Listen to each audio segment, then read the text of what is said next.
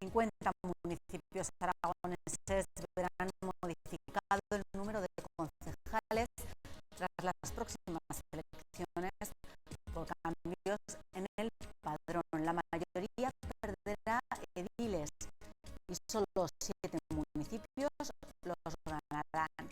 Lo analizaremos con nuestros invitados y hablaremos además de la rebaja de impuestos anunciada por el ministro Montoro y de sus efectos.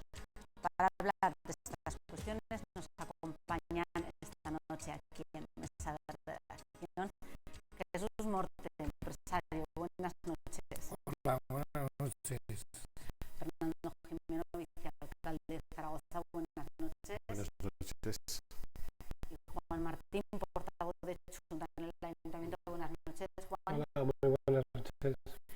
Vamos a comenzar, como decíamos, hablando del padrón municipal y de esos cambios que van a afectar a los municipios y a los ediles, a los concejales que tienen en los ayuntamientos. Por el descenso de población, la mayoría de estos municipios de 50 pueblos aragoneses van a perder ediles. Solamente en la provincia de Zaragoza solamente habrá 4 que ganen. Son, lo decimos, Cuarta, María de Huerva, La Joyosa y Sobradiel. Bueno, ¿qué efectos pueden tener estos cambios en los ayuntamientos, Fernando? Bueno, en principio yo creo que pocos cambios, aparte de tener menos concejales a quienes les afecte lo que es Zaragoza, bueno, y Aragón, algunos de los municipios que se ven afectados están muy cerquita de Zaragoza, lo cual se entiende rápidamente el por qué crece la población de Zaragoza que se ha asentado en estos municipios de alrededor. Poco más que eso, quizá por decir una anécdota, la anécdota que sí que se va a producir es que dentro de poco Zaragoza posiblemente pasemos a ser la 4ª ciudad española. Digo porque tenemos ya Sevilla, que empieza a notarse que baja, Zaragoza se mantiene subiendo y pronto yo creo que Zaragoza podrá decir que tiene más población que Sevilla. No es que cambie con eso grandes cosas, pero simplemente lo digo como anécdota de lo que va a pasar. Zaragoza sigue con los mismos concejales, como consecuencia de lo cual digamos que dentro de Aragón, Zaragoza y su entorno yo creo que es la que tiene mayor capacidad de mantenimiento y de crecimiento de la población, digo, mientras no se reactive la situación económica y cambie la situación. Bueno, yo creo que en primer lugar la constatación de que estamos perdiendo población, que eso yo creo que es lo más importante, porque es verdad que el número de concejales en el que aumentan los municipios de la corona metropolitana de Zaragoza, que son Cuarte, María, La Joyosa,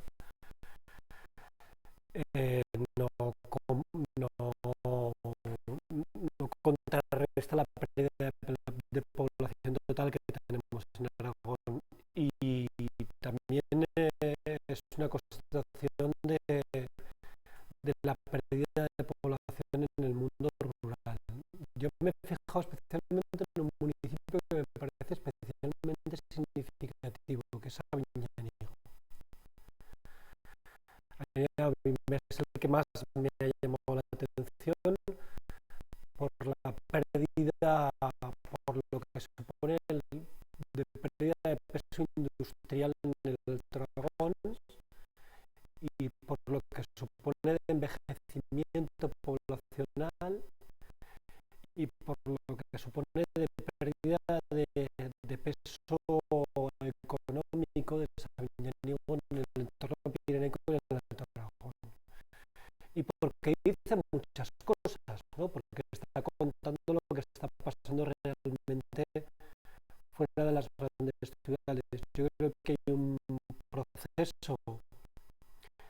de concentración de población que no solamente está ocurriendo en España, está ocurriendo en toda Europa occidental, de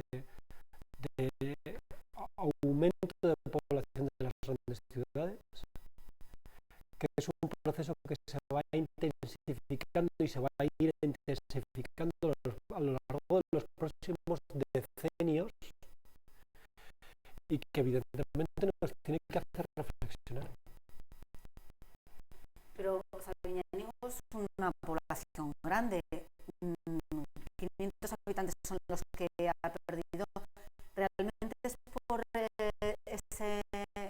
se han trasladado a la ciudad, a la ciudad, a lo mejor puede apuntar Juan, o eso pasa solamente en los municipios pequeños.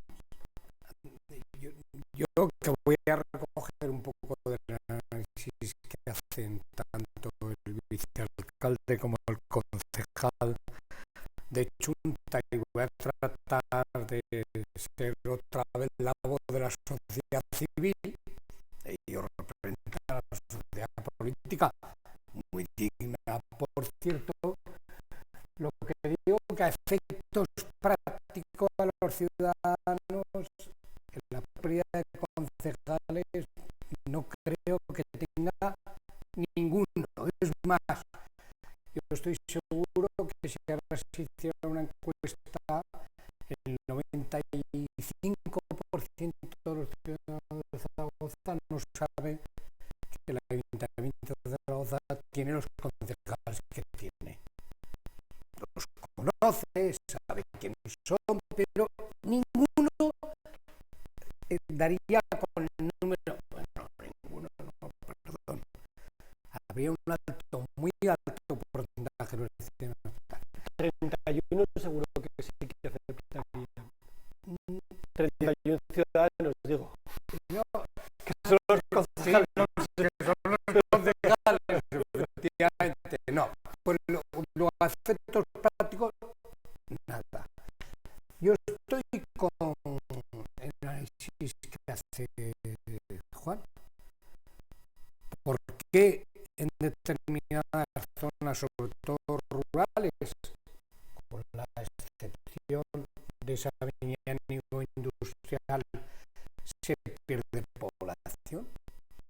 Yo creo que es ahí donde tenemos que ahondar en el proceso que nos lleva a que Zaragoza, como área metropolitana, va creciendo y lo demás va decreciendo en beneficio de Zaragoza en alguna ocasión y en beneficio de otras regiones de España en otra, ¿no? En definitiva, habrá que pensar, yo creo que de una manera muy poco juiciosa, menos gasto. Un ciudadano habrá que pensar, y porque los concejales son menos en mi pueblo. Si mi pueblo antes tenía 17 concejales y ahora va a tener 13, pues hay que decirle que su pueblo, en el caso concreto de Sabiñánigo, ha perdido capacidad industrial, ha perdido empleo, ha perdido muchas de las fábricas que se han cerrado en Sabiñánigo y sus alrededores, y este es el producto. O sea, lo importante no es que haya más o menos concejales. Lo importante es que una ciudad como Sabiñánigo, industrial, hace 20 años, de la mejor que había en Aragón, se ha quedado como consecuencia de las poblaciones y la pérdida de empleo, y ha tenido, porque la norma establece así, número de ciudadanos, número de concejales. Nuestra preocupación no es el número de concejales, nuestra preocupación despoblación es qué pasa y por qué determinadas zonas se despoblan. Pero a los partidos sí que les preocupará, ¿no? Porque al tener menos concejales, la representación tampoco va a cambiar. No, no va a cambiar. En esencia, los porcentajes son los que miden fundamentalmente la distribución. A alguno le tocará, a alguno menos, o a alguno le tocará uno más, pero no tiene nada que ver. Yo creo que a los partidos no les preocupa, en todo caso les preocupará donde les afecte en directo. Si afectara a Zaragoza, pues yo sí que generaría una cierta pequeña preocupación, pero muy profesionalizada en los partidos concretos. Los demás, evidentemente, igualdad, tener 31 que 33. Solo es signo, antes tenía 33 Sevilla, ahora va a tener 31, pero para empezar, igual que Zaragoza. Pero no cambia mucho más. 2 concejales menos no tienen ninguna repercusión, y menos diciendo, contestando que ahora la ley dice que, por ejemplo, en Zaragoza habrá 9 concejales que no cobran. Digo que en todo caso habrá 9 concejales que no cobran. Puede haber más. Una anécdota lo de... No, pero si lo digo para que... Pero sí que hay una reflexión de fondo, porque en este momento el debate, históricamente en Aragón, el debate se situaba en términos a la hora de hablar de despoblación, que es verdad que es un problema gravísimo que tiene Aragón, y no solamente Aragón, que tiene grandes zonas de Europa. Este es un problema que sufrimos en el sur y que lo sufren en el norte, y que las políticas de despoblación además no han conseguido paliar. Las políticas efectivas de despoblación en España, políticas de lucha contra la despoblación, no hay específicas, pero sí en el norte, en Suecia, en Noruega, Finlandia, hay políticas de este tipo que han sido un fracaso. Por otro lado, ahora tenemos un problema diferente. Nosotros ahora tenemos una despoblación que no solamente está centrada en el medio rural, que lo está, lo acabamos de decir, sino que tenemos una despoblación cualificada. Es decir, en Zaragoza y en las grandes áreas urbanas de España, como Zaragoza, se está perdiendo inteligencia, masa crítica a la hora de, es decir, cuadros medios empresariales y altos empresariales, licenciados universitarios, médicos, ingenieros, que no encuentran trabajo aquí, que es una despoblación durísima para nosotros, porque en el medio plazo nos afecta mucho la rural, y en el corto y medio plazo la despoblación de titulados universitarios que nosotros formamos y que nosotros pagamos, de cuadros medios y de cuadros superiores de grandes empresas, es muy importante en el caso de Aragón. Entonces estamos sufriendo esos dos procesos: una despoblación del mundo rural, los jóvenes no se quedan a vivir en sus pueblos, los mayores sí que se quedan, pero los jóvenes no se quedan, y una despoblación gravísima, sobre todo en Zaragoza, porque nuestros titulados universitarios, nuestros doctores, nuestros médicos que formamos aquí con el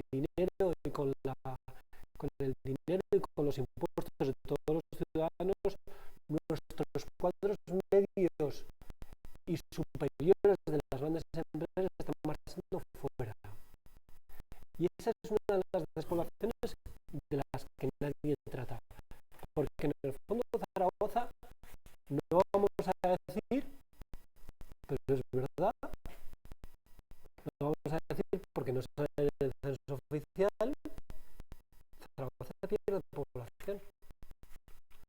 No pierde población censada, pero sí que pierde población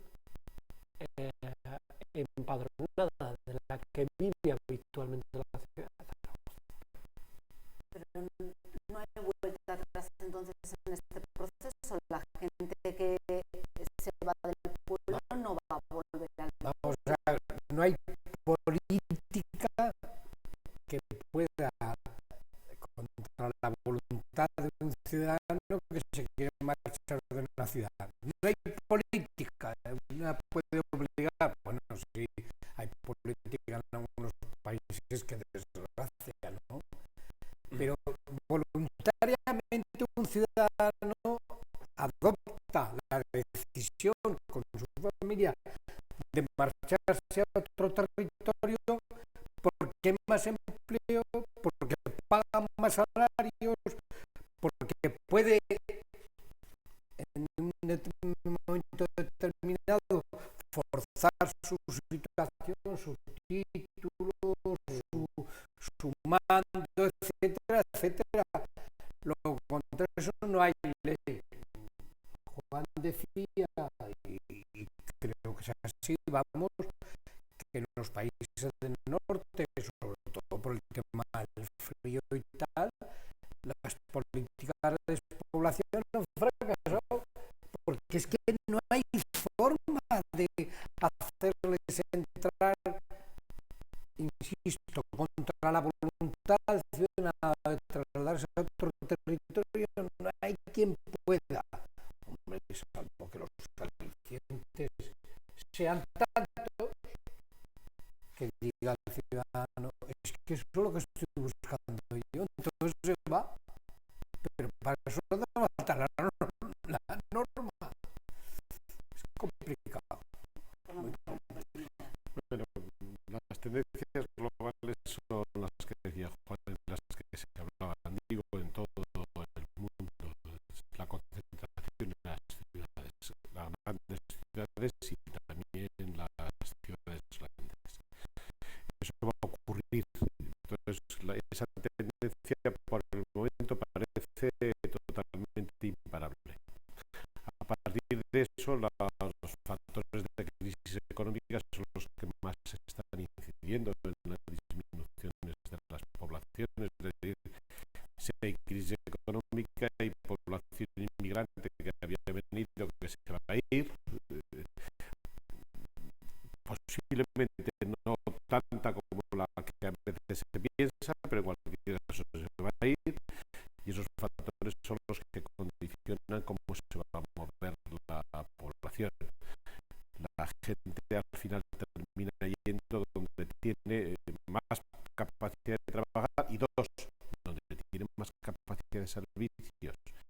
Ten en cuenta que todo el mundo, si uno piensa en un pueblo de Aragón, pues pensará que si uno tuviera un chico, pues al final tiene que colocarlo en un instituto. Es decir, al final está pensando donde hay servicios y donde hay actividad económica para trabajar.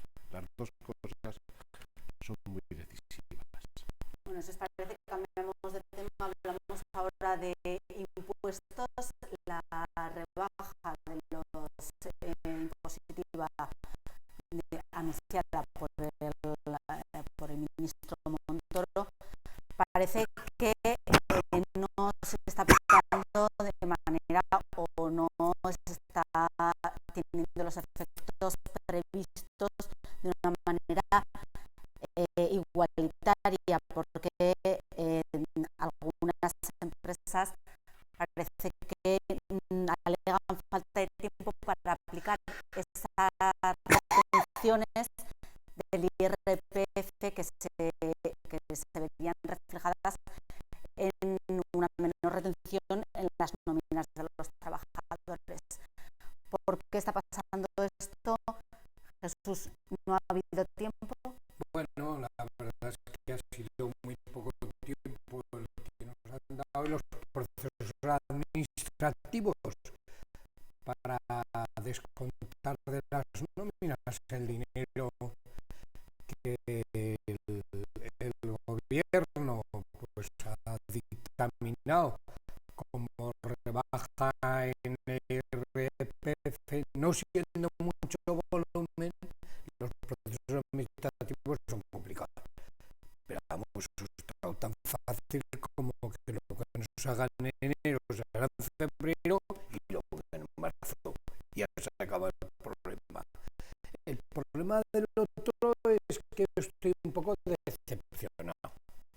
¿Por qué, Jesús? Con esta rebaja, porque yo entendía que en nuestro país va a haber 4 procesos electorales distintos: Andalucía, Cataluña, autónomas y municipales y generales, y yo creía que en cada uno de esos procesos, independientemente de donde se verificara el proceso, iba a haber una rebaja fiscal, y resulta que solo hay una. Yo creo que deberíamos brindar también que en marzo va a ser el proceso electoral de Andalucía y una rebaja fiscal para todos los ciudadanos de España. Jesús es un somardal letal. Una región tan grande como Andalucía, y los demás no vamos a aprovechar de esos procesos electorales. Hablando en serio. ¿Qué te gustan las sevillanas? Yo creo que los procesos... No, hombre, que es mi segunda tierra. Ah, vale. Es mi segunda tierra y estoy encantado además de que sea, ¿no? Yo creo que todos los procesos electorales son complicados. Creo que el motivo del proceso electoral no debería nunca establecer un sistema fiscal distinto al que estamos acostumbrados, y creo que lo que hay que hacer es tratar de establecer un sistema fiscal que sea justo. El Estado tiene que conseguir dinero para dar servicio a los ciudadanos, pero tiene que conseguir dinero para dar servicios a los ciudadanos y que esos servicios sean eficientes, eficaces y lo más baratos posibles, ¿no? Insisto, estoy muy decepcionado. Yo quería 4 rebajas fiscales. Pues no, la verdad es que escuchando a Jesús estaba pensando en lo del chocolate del loro, y ahora voy a cambiar por el chocolate de Montoro, que es un pareado, pero que es parecido. Y es difícil estar en contra de 4 rebajas fiscales. Pero bueno, yo creo que sí, que él lo ha planteado con mucho sentido del humor, pero yo creo que tiene que ver, es tan burdamente electoral, que yo creo que esto es lo que hace que la política esté tan denostada por los ciudadanos. Es tan burdamente electoral que los ciudadanos lo perciben todo esto como una tomadura de pelo. Es decir, que tengas, no sé, 20, 25. Yo sí que he notado en mi nómina la rebaja fiscal, porque dependiendo de mi nómina del Ayuntamiento de Zaragoza, yo he notado 25 euros más. Hace un momento lo comentábamos. Pues estupendo, 25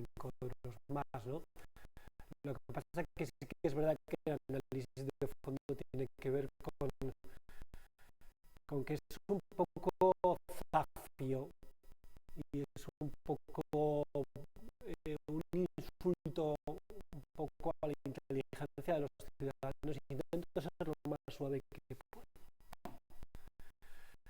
El que pues eso, no sé, 6, 7 meses, a 4 meses, ahora mismo estamos a 90 y tantos días de unas elecciones municipales y autonómicas en Aragón, que es lo que a mí me preocupa.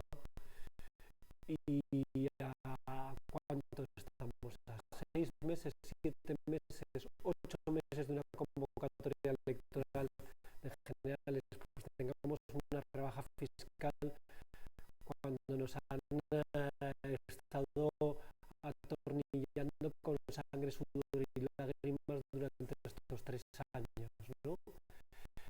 Y los empresarios, y ahí yo le doy un capote a Jesús, han estado pidiendo desde el principio una rebaja fiscal.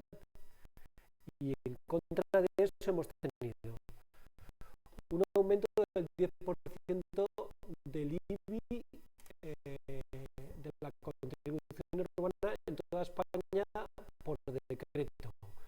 Un aumento del IVA en el caso de la cultura del 21%. Del 8 al 21. Del 8 al 21. Un aumento de la presión fiscal brutal. Y ahora, unos meses antes de las elecciones, yo creo que esto es la peor política con P mayúscula posible. Ahora, que le puede dar éxito electoral, pues lamentablemente es posible que sí, un poquito. Me va a permitir, Fernando Jimeno, que te interrumpa un momento tal. Yo una política fiscal justa y adecuada sería que de una vez por todas este gobierno de España moviera el tema de la anulación del impuesto de sucesiones para las empresas. Eso sí que sería una política fiscal real. Hay empresas que por pagar el impuesto tienen que dejar la actividad. ¿Y cómo es posible que el Estado no se dé cuenta que esa actividad produce más dinero todos los años que un impuesto solo, el de sucesiones, ¿no? Perdona, Fernando. Bueno, no, Perdona. en absoluto. Yo cuanto menos hablo de impuestos casi me gusta más. Quiero decir, porque cada uno que le toca su cosa en estas administraciones, pues el problema de los de Hacienda es cómo tenemos ingresos para mantener los gastos. Quiero decir, porque si hay menos ingresos tiene que haber menos gastos. No hay vuelta de hoja. Pues han terminado los tiempos que se puede financiar más gastos con menos ingresos. Eso es imposible. Pero bueno, dicho esto, estas cosas son más mensajes que realidades. Quiero decir, estos anuncios que plantea ahora Montoro, pues ya ha subido 14 impuestos durante estos años últimos, y algunos, sobre todo IVAs y por ahí, que están generando problemas muy serios. Bueno, el problema es que toda la política fiscal, al final, estamos todos pillados en este de la política fiscal. Hay que hacer una reforma muy importante, no solo a nivel europeo, es decir, no tiene sentido que el impuesto de sociedades en un país se pague una cosa, en otro país se pague otra. Pues hay que ir a homogenización de sistemas.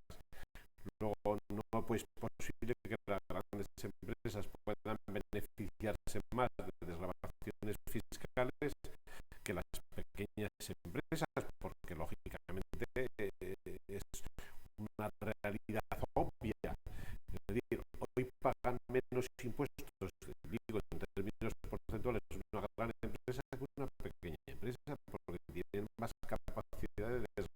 población.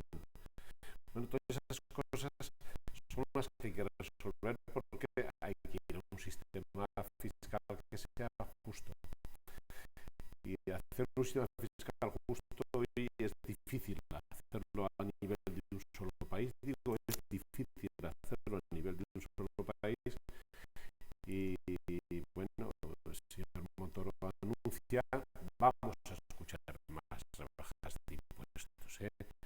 Yo estoy convencido que esta campaña electoral no va a haber ningún tipo de problema. Todas las comunidades autónomas van a anunciar bajadas de impuestos. Otra cosa es que sean algo significativos. Yo creo que los pensionistas ni lo van a notar. Digo, el miedo que me da a mí es que en el 2017 nos van a subir impuestos para absorber lo que nos han subido ahora como consecuencia de esta campaña y lo que venga. No puede ser. Yo creo que hasta nos descubrimos. Bueno, empezaba por decir que creo que la política fiscal tiene que ser justa. Sí. Ojo. Sí. Bueno, pero yo creo que necesita dinero para sus servicios. Yo creo que ese es un punto de acuerdo. Lo que pasa es que vamos a ver qué nivel de justicia buscamos. Es decir, en este momento no solamente lo que tú planteabas, que yo estoy de acuerdo. Es decir, en este momento empresas que pasan de una generación a otra tienen una difícil coyuntura si tienen que evidentemente satisfacer los impuestos tal y como están planteados. Es así. Pero ¿cómo financiamos los servicios públicos? Y yo creo que dependen de dos cosas, de un gran acuerdo político que tiene que ver con que evidentemente las rentas altas tienen que pagar más, pero no las rentas altas físicamente hablando, sino las rentas altas que están camufladas a través de sociedades, SICAPs y otro tipo de sociedades. 1, 2, la lucha contra el fraude fiscal, que es muy importante.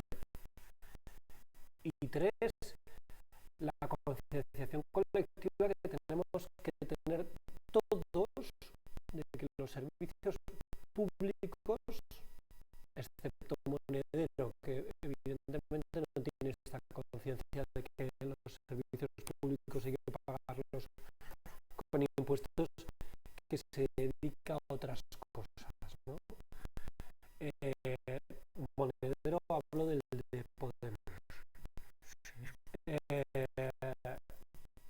Creo que tenemos que tener una conciencia colectiva de que los impuestos son una putada, pero evidentemente sirven para pagar los servicios públicos. Bueno, sí es la obviedad de siempre, ¿no?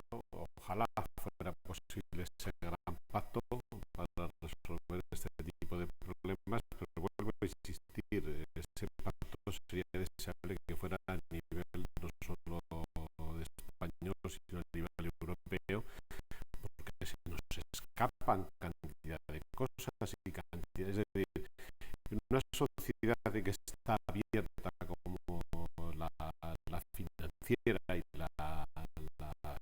incluso la fiscal, uno se puede ir a cualquier país y hay quien puede irse a otro país pagar menos. En estos días estamos escuchando muchas cosas raras. De Puyol en Andorra. Sí, pero bueno, pero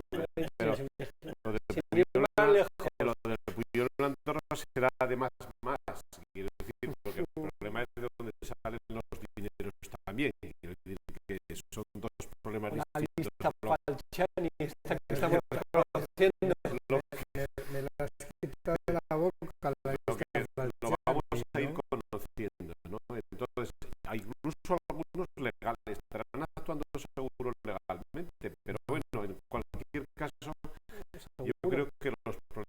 ahora en estos momentos, hay quien puede irse fuera y no paga impuestos, y hay quien no puede irse fuera y aquí paga todo.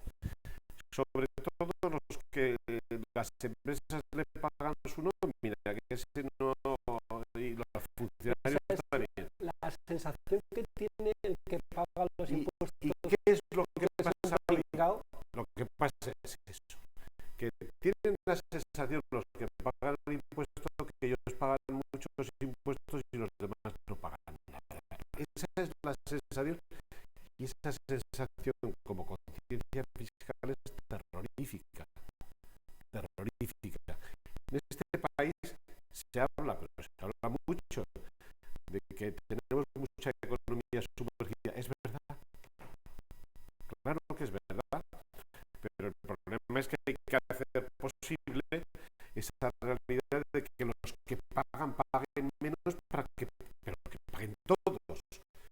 Ese tipo de cuestiones, ahora hay que resolver los dos problemas, porque mientras hay que prestar los servicios.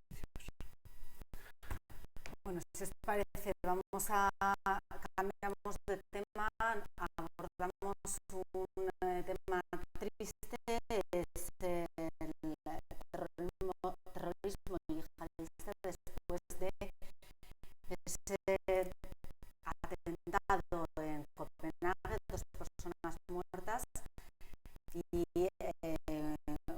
a manos de un terrorista que presuntamente es yihadista, y también mientras en el ejército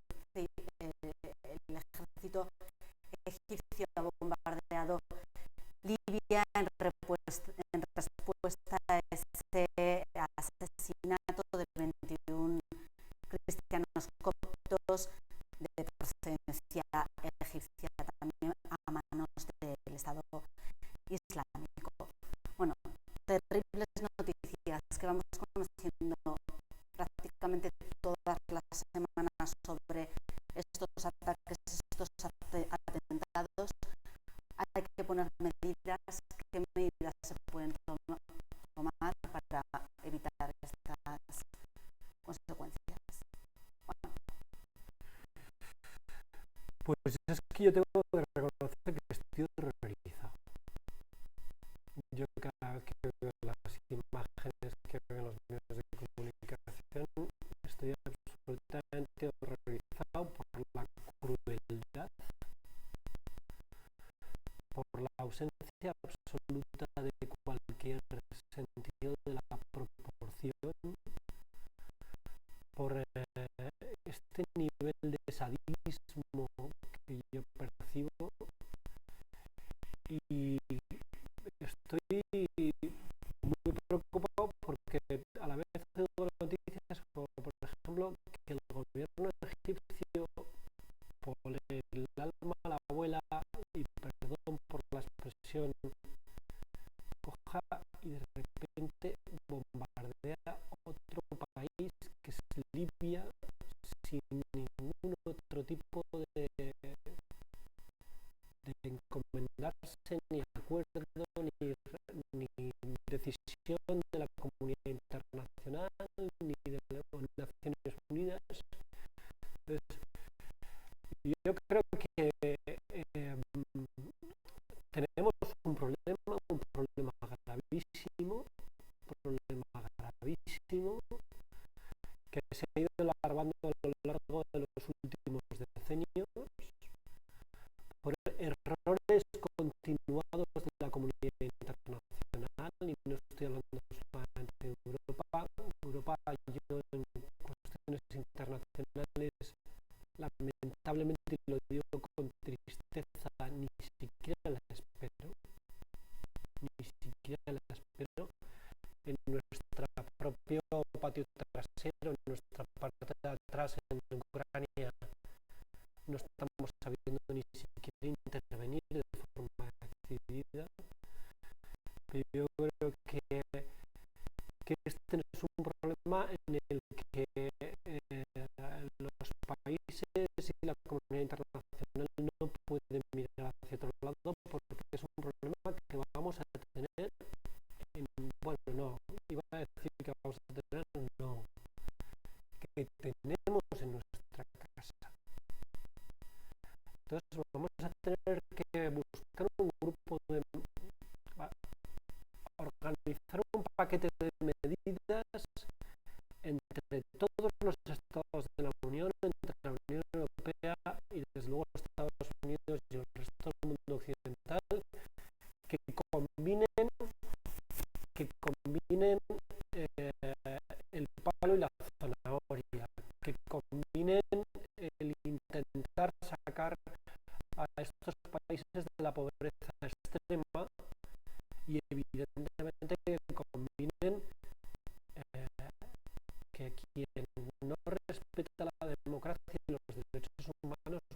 puedes estar en el seno de la comunidad internacional. Jesús. El tema es tan, diría yo, tan gravísimo, porque lo que estamos aquí sustanciando es que es un ataque directo contra los seres humanos en su conjunto. No que sean negros, coptos, cristianos, católicos, no, en su conjunto. Y entonces la humanidad debe tratar de extirpar ese cáncer de su propia humanidad, que son los islamistas, y tratar de establecer, como muy bien decía Juan, normas que eviten que esto siga pasando. ¿Cómo podemos permitir los ciudadanos, por ejemplo, los occidentales de Europa, los de Estados Unidos o los de Argentina, igual me da, que a seres humanos los decapiten por el hecho de tener una idea religiosa, una idea, o sencillamente por matarlos? Eso no puede ser. ¿Qué es lo que hay que hacer en este caso? Y dicho así burdamente, poner encima de la mesa todos los elementos materiales posibles para acabar y para exterminar a ese colectivo de terroristas. Punto y final. No es fácil, pero por lo menos hay que intentarlo, ¿eh? Fernando. Sí, bueno, decir algo distinto de lo que estáis diciendo, ¿no? A mí me sorprende, me ha venido al recuerdo rápidamente dos tipos de cosas. Una, esto pasa muchas veces en el tiempo y en la historia, la persecución de cristianos por ser cristianos también pasaba en la zona europea. Digo, casualmente, porque la última ejecución de cristianos coptos es ya la monda. Y quiero recordar algo que se olvida rápidamente.